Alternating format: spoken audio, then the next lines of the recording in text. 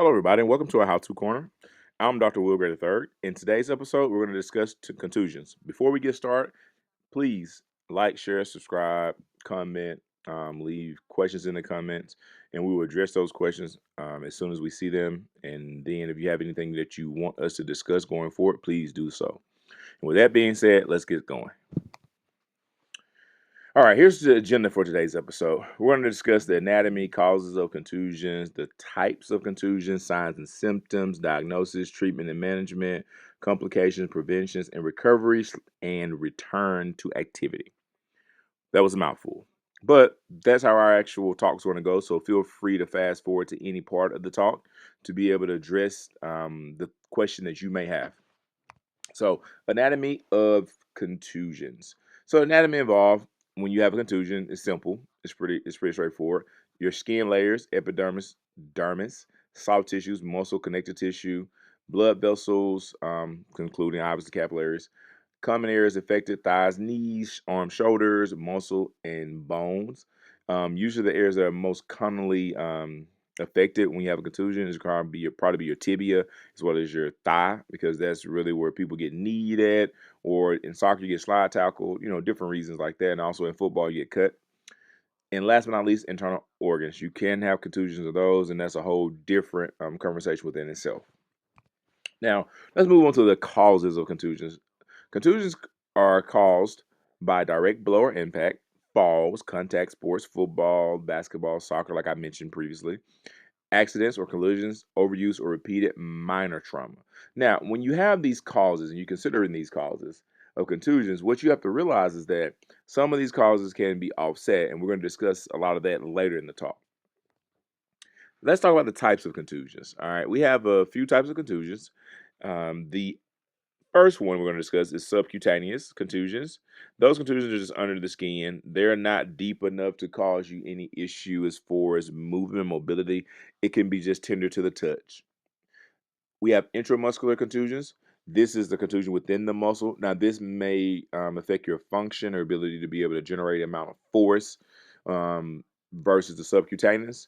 But the worst one you can have is a bone contusion on your femur, tibia, or humerus. A lot of times people hit knee to knee playing basketball and have a bone bruise there. And that is going to determine whether your actual type of contusion is mild or severe, depending on which contusion type occurs. So when you're thinking about, can I get back quick for something or not when I have this contusion, you will just have to determine which structures are involved or with which depth of the actual contusion occurred. Now let's move to the signs and symptoms. It's pretty straightforward. Skin discoloration, purple, blue, yellow, green. You have pain and tenderness around the area. Also, you have swelling, and then you will end up having some stiffness and limited range of motion, as well as muscle weakness in severe cases. When you have that actual bone involved and you have that muscle, intramuscular contusion involved, you're going to have some issues with your weakness. That's why I said your ability to be able to generate power decreases and your mobility changes. Now, let me put this caveat out here. If you have an actual contusion that looks like some of the contusions in the photos, you definitely need to get certain things done to determine if there's not a fracture involved, which is why the next slide, we're going to discuss the diagnosis. How do we determine what happened, the level of the contusion, the depth, the structures involved? We have to have a physical examination first. And then with that, we look at the patient's history and see if they're on any blood thinners at all, which can cause them to have a bruising in an area a lot easier than others. And then we really need to dive into to make sure there's not anything else going on around the area they had the contusion. And then to take it a step further, if you have that discoloration like that, the imaging is important. X-rays determine if you have fractures, broken bones, and then the MRI can tell you what structures are involved as far as the muscle and connective tissues, and then differentiating between contusions from fractures and strains. That's why it's super, super important to get this stuff looked at. If you have a contusion, you're realizing that, hey, man, this is worse. Woke up the next day, I can't move, I can't stand, it's aching, it's hurting. I don't get any actual relief from anything I take or anything I do to it. You need to go get your diagnosis, okay? Now, treatment and management. Let's discuss this. Treatment and management. You want to rest, you want to ice, you want to actually use compression, and obviously you want to elevate. Why? Because you want that actual area to be cooled down. You don't want to cause bleeding, which is why no heat early. When you get a contusion initially, it may feel great, but do not put any heat on it. It's going to cause it to bleed more, which then affects the ability for you to return and can also cause you to have some complications, which we're going to talk about in a second. Pain management is super important, gradual return to activity, and avoiding early massages for severe contusions. You want to really get a trained professional to be able to analyze what you have going on, diagnose it, then get you to the right professional to be able to help you recover. But in the meantime, between time, early, you can do some safe things like rest, ice, compress, and elevate. Don't add any heat to be able to get you to a point where you can get to the providers you need to get to and get your recovery taken care of. Now, let's talk about the complications that come about, right? Now, myositis ossificans is one of the complications I talked about. When you have an increase in heat or bleeding in that particular area, you can have a deposit of bone and muscle tissue. You do not want that to occur. That is what this is. If you have that to occur, a calcification of the muscle tissues to occur, it would literally cause you a lot of restrictions, a lot of disability as far as your mobility is concerned. And then the next thing you don't want to occur is compartment syndrome, rare but serious.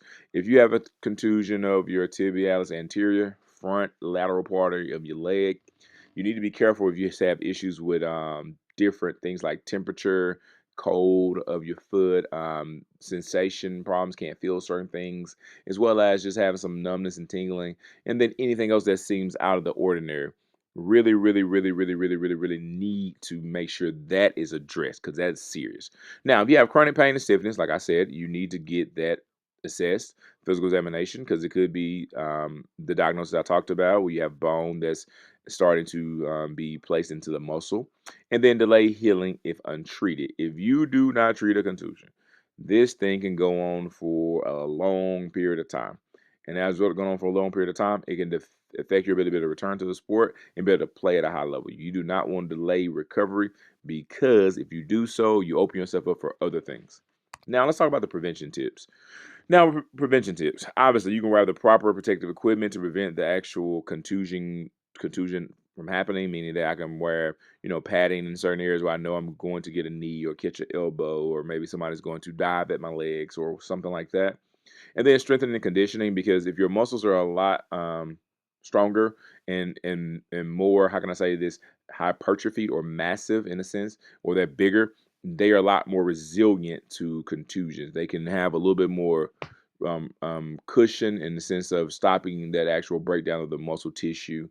And then your proper recovery, like we talked about before, you need to make sure that you recover from the injury if you have one. And then if you don't have an injury, but you have a lot of soreness in your soft tissues, your quads, your hips, and all that, then you need to make sure that you're doing recovery, because you don't want to have a buildup of that inflammation in those areas, and it weakens your muscles, which decreases the ability for them to be resilient.